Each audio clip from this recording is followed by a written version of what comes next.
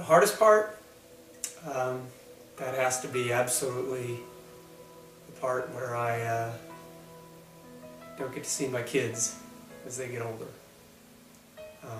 I've never seen their whole faces all at once. I have to scan, see what they look like. And I know, sitting here today, in spite of all my efforts,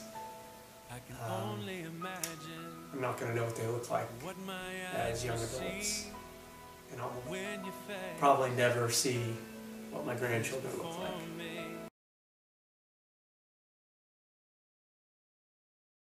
So the main focus of my research is understanding the molecular basis of inherited eye disease and developing novel therapeutic approaches for treating mainly retinal dystrophies such as choroideremia.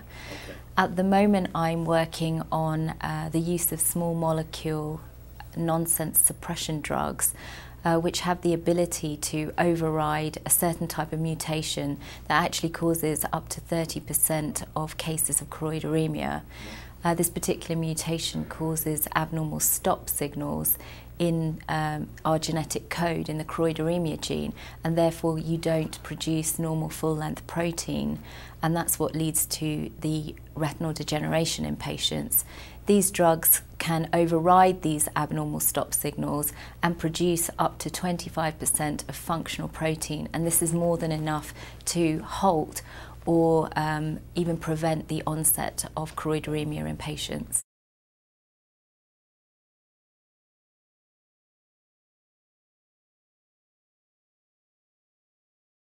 So from this aspect of the research, what we're aiming for is essentially a simple, safe and effective drug treatment that can be taken by patients to, as I said, prevent or halt disease progression, and ultimately this can be transferred to other patients with other inherited eye diseases with similar mutations, because this will be a disease and gene independent therapy.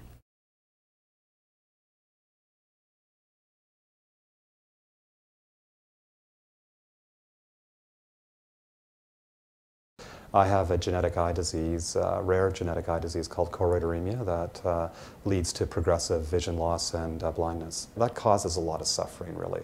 It's tough for the individual, it's tough for their family, it's tough for their friends to see somebody or to experience slowly over time.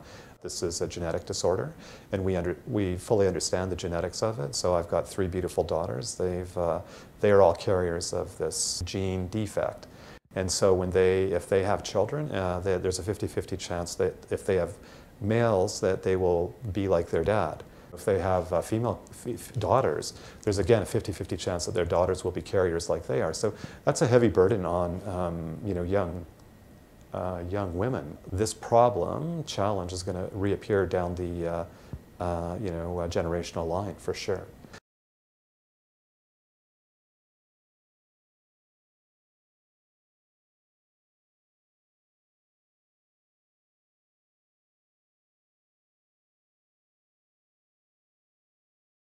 Our longest term goal really would be cell therapy, where we want to try and correct the retinal cells of a patient stably so that they function correctly and put them back in the patient. This is long term because there's still a lot of research to be done to make this a reality. But our more short term goals, and one we're working very hard at the moment, is to have a clinical translation for our therapeutic studies, in particular gene therapy. So there are gene therapy studies that have started, well, clinical trials, I should say, that have started for choroideremia.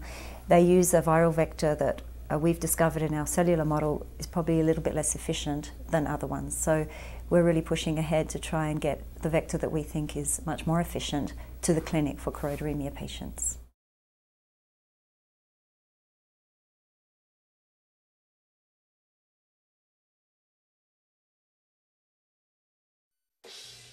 Tonight we're bringing you an inspiring story of hope and perseverance, a story we've been following for a couple of months now.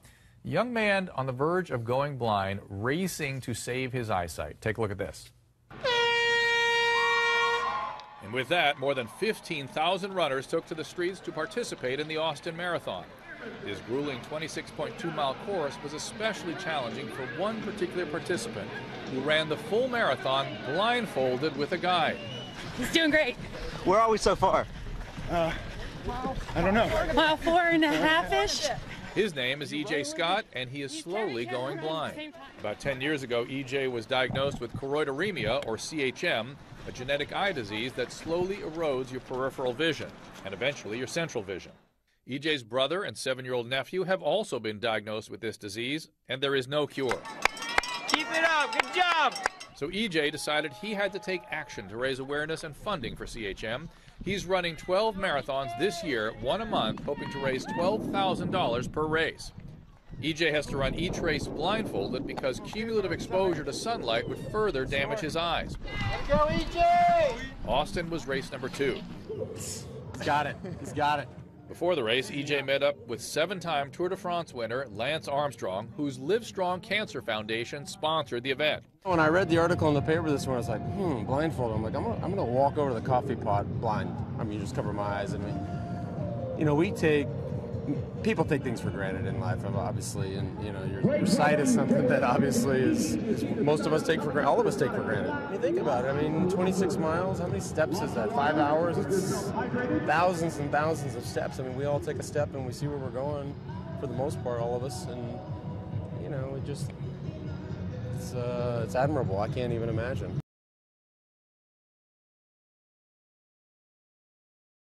Well, most of my work is based in the UK, where I currently practice, but I've been aware of the Choroideremia Research Foundation, and one of our patients in the clinical trial is on the board of the foundation. So I do have a very good insight and working knowledge of the Choroideremia Research Foundation. The foundation has funded a lot of the early stage research that has led to where we are now with the clinical trial. The amount of funding we need to run a clinical trial is fairly significant, and we're fortunate that the Wellcome Trust and the UK Department of Health backed the trial in the UK, and that trial has been so far ongoing and very successful in meeting its primary objectives.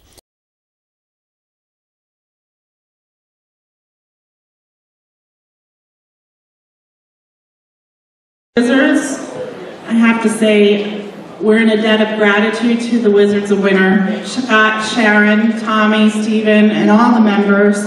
For 4 years of love and support, we thank you so much. We couldn't be here without you.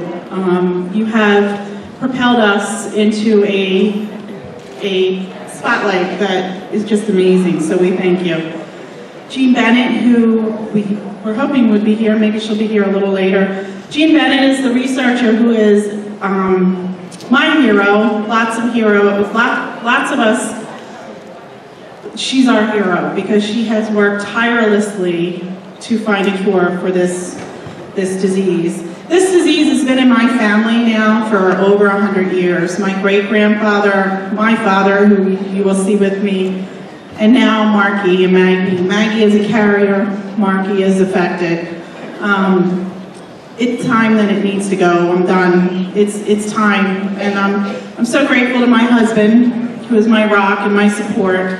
This man has worked tireless hours to fundraise for this choroideremia mess that we're in. He never complains. He never ever says a word that this came from your side of the family or anything. He just took the bull by the horns and went after it. And at this point, we're at $150,000 we raised since Marky has been diagnosed. So it's quite the amazing feat.